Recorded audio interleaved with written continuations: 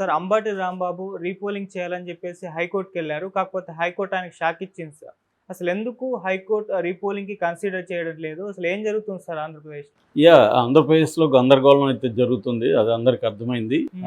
ఈ పోలింగ్ రోజు స్టార్ట్ అయిన గొడవలు, పోలింగ్ రోజు తర్వాత 2, 3 రోజులు గొడవలు జరిగాయి.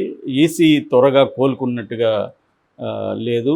లేట్‌గా ఇదైంది. అది కూడా సెంట్రల్‌లో ఈసీ ఆగ్రహం వ్యక్తం చేసిన తర్వాత, సిట్ ఏసిన తర్వాత అనేక విషయాలు బయటకొస్తున్నాయి. అంటే ఎక్కడికక్కడ లోకల్ పోలీస్ యంత్రాంగం తెలుగుదేశంతోనో వైసీపీతోనో కుమ్మక్కైనట్టుగా మనకు కనబడుతుంది. సో ఇప్పుడు అందుకని 3 చోట్ల కూడా పోలీస్ ఆఫీసర్ని సస్పెండ్ చేయడం కానీ మార్చడం కానీ చేశారు. సో ఇటు తాడిపత్రి సస్పెండ్ చేశారు ఎస్పీని, ఇటు పల్నాడు ఎస్పీని సస్పెండ్ చేశారు, తిరుపతి ఎస్పీని ట్రాన్స్ఫర్ చేశారు, పల్నాడు కలెక్టర్ని శివశంకర్ను మార్చారు.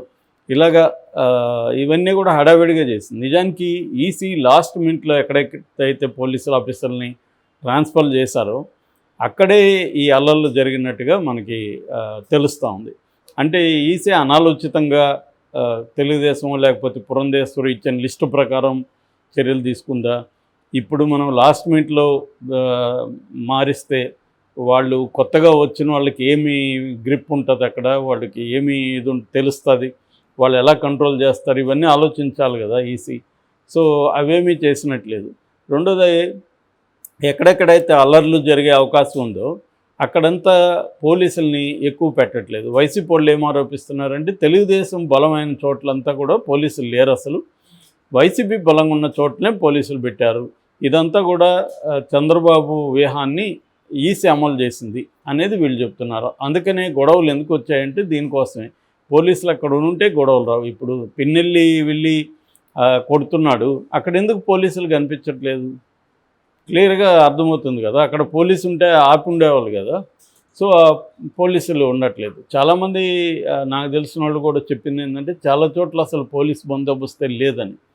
సో ఇది ఎందుకు ఈసీ ఇంత నిర్లక్ష్యం వహించింది? నిజంగానే చంద్రబాబు ప్లాన్ అమలు చేసిందా? చంద్రబాబు ప్లాన్ ఏం చెప్తున్నారంటే ఆయన తెలుగుదేశం శ్రేణులకంతా ఒక పిలిపించారు. అదేంటంటే మధ్యాహ్నం లోపల మనవాళ్ళు ఓట్లు వేయించేయండి, మధ్యాహ్నం తర్వాత గొడవలు స్టార్ట్ చేయండి ఎక్కడికక్కడ. వైసీపీకి సంబంధించిన ముసలోళ్ళు కానీ మహిళలు వాళ్ళు ఎక్కువ ఉంటారు కాబట్టి వాళ్ళు రారు భయపడి అనేది చంద్రబాబు ప్లాను. దాన్ని అమలు చేయడం కోసమే ఈసీ కూడా ఎక్కడెక్కడ బలమైన తెలుగుదేశం ఉంటుందో ఓటర్ల సంఖ్య అక్కడంతా పోలీసులు నిలపలేదు.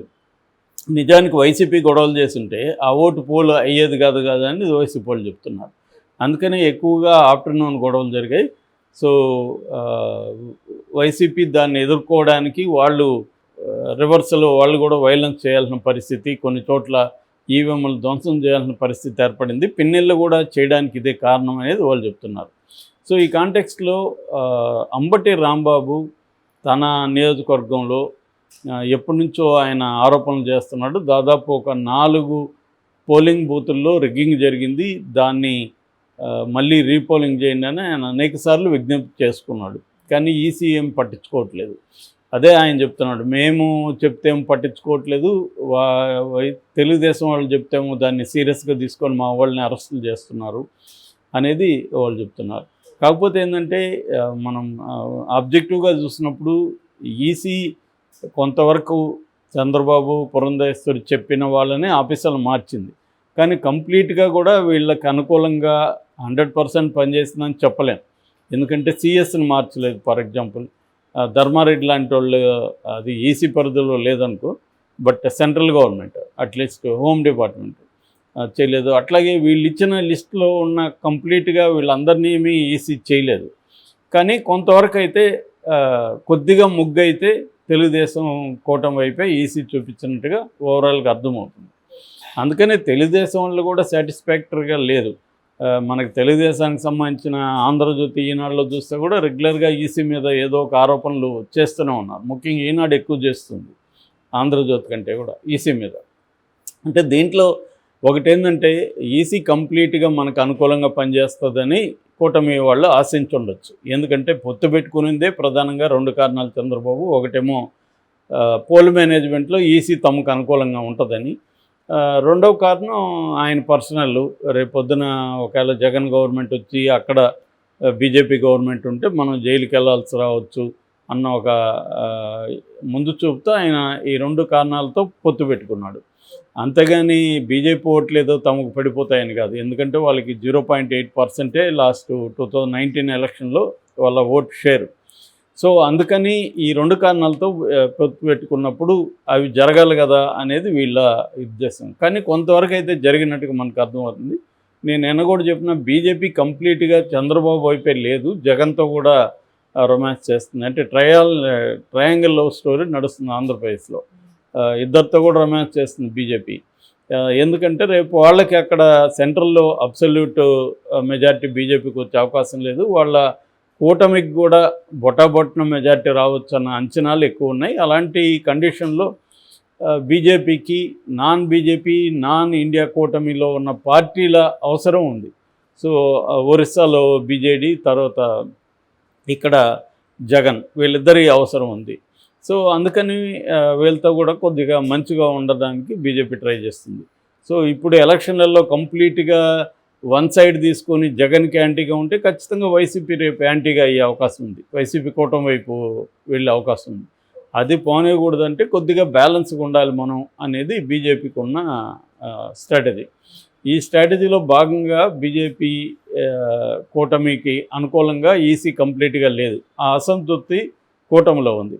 అయితే వైసీపీ వాళ్ళ ఆరోపణలు ఏంటంటే వీళ్ళు వైలెన్స్ అయితే చాలా చోట్ల వీళ్ళు చేశారు, బట్ మేము దాన్ని ఎదుర్కొన్నాము అనేది ఉంది. కొన్ని చోట్ల అయితే రిగ్గింగ్ జరిగింది, దాన్ని మళ్ళీ రీపోలింగ్ పెట్టండి అని అడిగారు, కానీ ఒక్క చోట కూడా రీపోలింగ్ అనేది ఈసీ డిక్లేర్ చేయలేదు. సో నిజానికి ఎంత వైలెన్స్ జరిగిందో మనకు అర్థమవుతుంది. మరి ఎందుకు రీపోలింగ్ చేయట్లేదు అనేది కూడా $1 మిలియన్ ప్రశ్న ఈసీ. అంటే వీళ్ళ ఎంతో కొంత వీళ్ళు చెప్తున్న ఆరోపణ ఉందా? రీపోలింగ్ తెలుగుదేశం కూటమి అడగట్ల. వాళ్ళు ఏంటంటే వీళ్ళందరినీ లోపలేసేయండి, ఎమ్మెల్యేలను లోపలేసేయండి, సిఎస్ని మార్చేయండి, ఇవి అడుగుతున్నారు. అవి గొంతమ్మ కోరికలు యాక్చువల్గా. సిఎస్ని ఎందుకు మార్చాలి? సిఎస్ ఏమన్నా అరాచకాలు చేశాడా? వైసీపీకి అనుకూలమైన నిర్ణయాలు ఏమన్నా తీసుకున్నాడా? ఏం కనిపించట్లేదు. ఆయన రోల్ ఆయన ప్లే చేస్తున్నాడు. కానీ వీళ్ళు ఏంటంటే వీళ్ళకి అనుకూలమైన నిర్ణయాలు తీసుకునే పోలీస్ ఆఫీసర్లు, తీసుకునే బ్యూరోక్రాట్ ఆఫీసర్లు కావాలనేది కూటమికి ఉన్న కోరిక. లేకపోతే మాకెందుకు బీజేపీతో పొత్తని. కానీ వాళ్ళకు బీజేపీకి ఉన్న పరిస్థితి రీత్యా వన్ సైడ్గా మనకు కనిపించట్లేదు.